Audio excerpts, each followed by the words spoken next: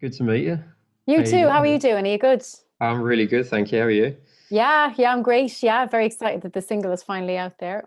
Absolutely. And I'm going to speak to you about the single and all of the stuff you've been doing. But first of all, I wanted to chat about how the last 12 months have been for you from an artist perspective, because it's so crazy for all of us. But for someone like you who's always busy, always got something on the go, what has it been like to be in lockdown, I guess? Oh, so strange. I remember this time last year when it all happened first. We're obviously all doing our bit and we have to protect each other, we have to stay away from each other. And with that, then means we're not out interacting and there's no more socializing, no more music, live events.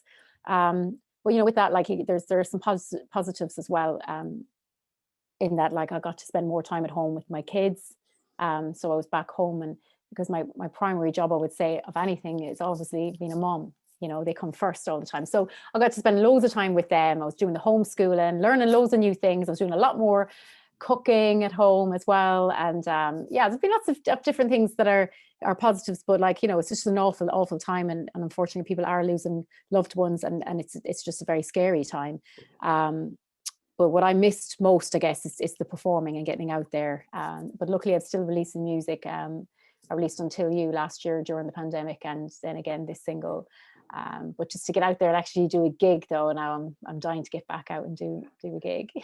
Well, how beneficial has it been from a creative standpoint to have so much time to yourself? Have you been able to do the Zoom co-write thing that a lot of artists No, are I didn't doing? actually. Yeah, I know they're doing that, but I'm waiting. So I've got a couple of big songwriting sessions lined up, but I'm going to wait until we can actually meet. I don't know how I feel about the Zoom. There was one I was meant to do that never happened, and I kind of felt that that was like an omen to me to go, don't do it. Yeah. I don't know if how I'd feel about that. So, because I feel like it is, it's a very personal experience to write a song because you're opening yourself up, and I quite like to meet I just personally would like to meet them in Yeah. person when I'm co-writing and stuff. But I've loads of ideas. I've been creating quite a lot myself at home. I have a few songs kind of half finished or sort of, ready to go, ready to be produced, that kind of thing. So I have had time to work on music. But I did, to be honest, didn't feel hugely inspired the last 12 months to write a lot, because I was kind of getting my head around everything that's going on. So I think that I've built up and I've written down loads of ideas and that, but to write a whole song about it, I just felt very little to kind of write about, Yeah, of course. It's mad, but The- there wasn't. I know people think like you'd have more time, but when you're at home and you're looking after two little kids and everything, you don't really have an awful lot of time, to be yeah. honest, to yourself when they're not at school. So normally when they'd go to school, I might get a couple of hours in the mornings or the afternoons, but I had very, very little time. My time was very limited actually. And so I'm delighted they're actually back at school now. So Yeah, as I'm talking to you now, they're at school, which is good. Yeah. that's good. And Yeah. like you said, the new single is out now, Swear It All Again. Mm. You co-wrote that with Rachel Furner, who's worked with Little Mix, Ward Thomas, Craig David. I mean, what's it Yeah. like to work with someone who's got so much genre experience? Because she's Yeah, got a so I wrote with Rachel years ago as well, because Rachel herself is a singer-songwriter, and I met her first when I was writing "Staring at the Moon," which was on my first album, and Rachel actually was part of that writing process too. So I wrote that with Nick Atkinson and Rachel. So yeah, no, this was I've met her before. I was living in Northampton at the time, and Rachel's from Northampton herself, and her family have a really lovely studio there that we went to, called over one evening, and I had this song in my head, that I had the whole production and everything, but Rachel's amazing on the piano, so we just wrote the song actually quite quickly. I remember that day. I got a melody hook, and we wrote it, we demoed it as just like a very simple ballad. And then time passed and everything, and the lockdown measures eased a little bit, and I had this song that I knew I was dying to put out. So I was in London last September, and I met up with Fred Abbott, who's worked on Until You in the past, and a couple of other songs we've co-written together. And I played him the song, and I was like, in my head, it's a lot more, production wise, kind of that 90s sort of country pop rock sound. So I explained that to him, and he started to lay down some guitars, and then the track built itself up to be exactly where it was in my head when it came into my head first. And then yeah, that's it really. Yeah, so that's the process of the song. Yeah. Yeah. So tell us about working with Fred Abbott. You just mentioned him there. How did that kind of collaboration come about for you, and so introduce him to people who maybe Yeah. aren't too familiar Well, with Fred Abbott, he was in a band called Noah and the Whale.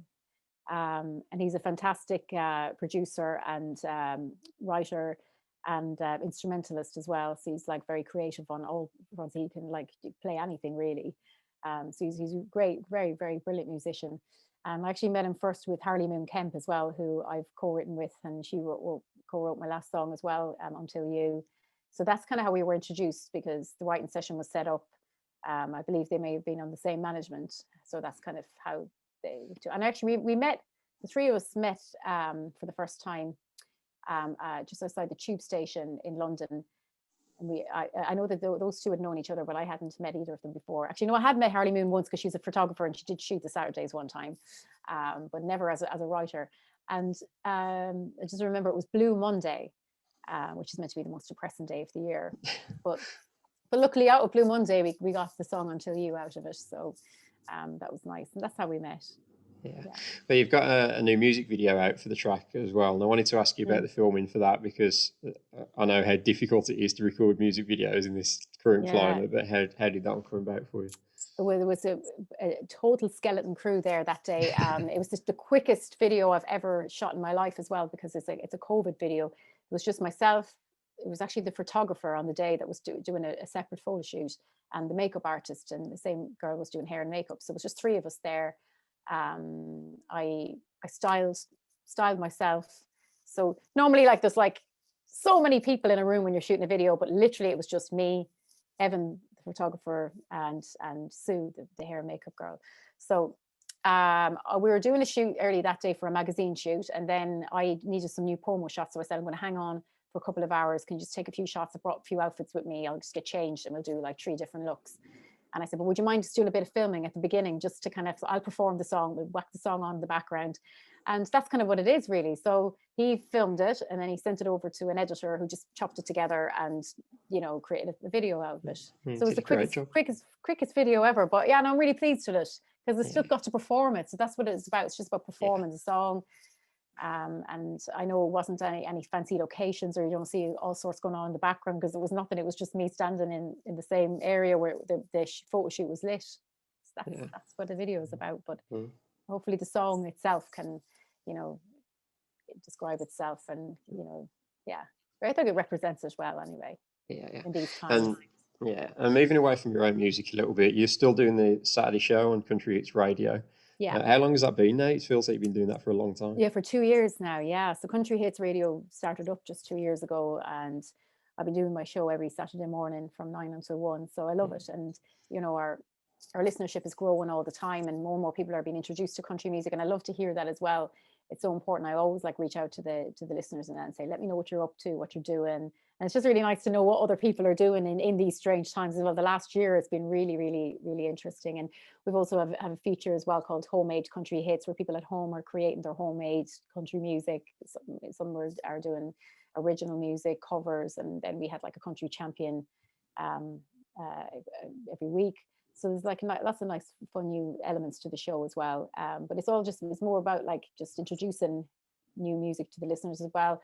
And I love to hear that they say, oh, I've converted my boyfriend or my girlfriend, or else I've just randomly stumbled upon the station and I didn't realize how much I love country music. And just to hear all that is so good, to know that it's growing all the time. Because I think it is a genre that people don't speak a lot about, but don't realize that they actually will love it. It's been fantastic to see so many UK festivals popping up, and all the US artists coming over so frequently now, if it wasn't for COVID anyway. So from an artist's perspective, working on the UK country scene, how exciting is it to be a part of that right now? Oh, it's huge. Yeah. Like the C2C festival actually I was meant to be performing on that this time last year.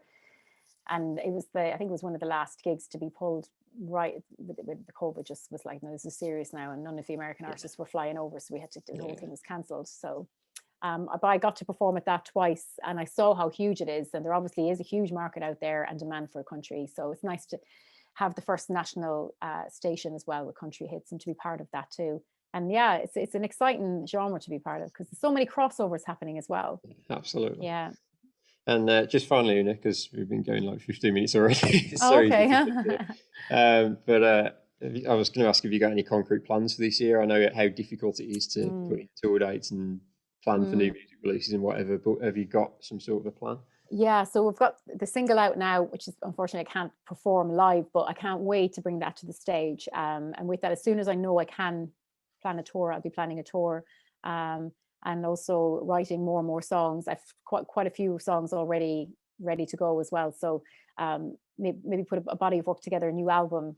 That's the plan. New album, tour, and yeah, it's looking exciting. I can't wait. Yeah, The future is looking bright for the summer. So yeah. absolutely. Well, Una, thank you so much for doing this. Really appreciate your time. Oh, no, Pleasure to thank you chat for with you, taking the and time. Thank you. we'll catch up soon, hopefully. Yeah, thanks very Thanks, Una. much.